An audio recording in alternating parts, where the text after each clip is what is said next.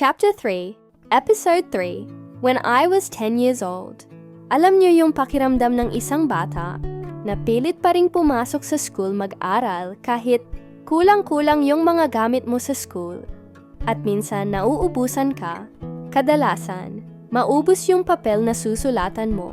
Tapos, may kaklase ka na mayabang, tulad na lang sa nangyayari sa akin, na kahit konti lang yung meron ako, pero hindi ko ikinahiya.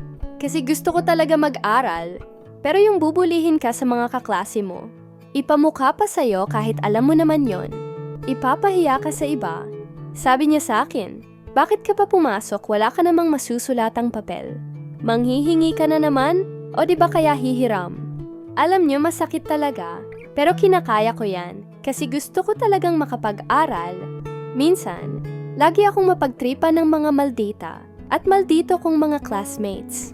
Kasi sobra akong tahimik at mahiyain, hindi ako nakikipagsabayan sa mga madaldal kong classmates. Isang beses magpi-field trip daw sila, yun bang Girl Scout and Boy Scout? Dapat lahat naka-uniform.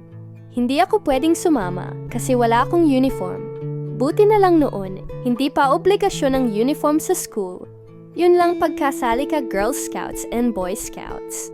Tapos isa sabi sa akin na itutuloy natin sa next episode. Maraming salamat. Ang inyong ate Mel B.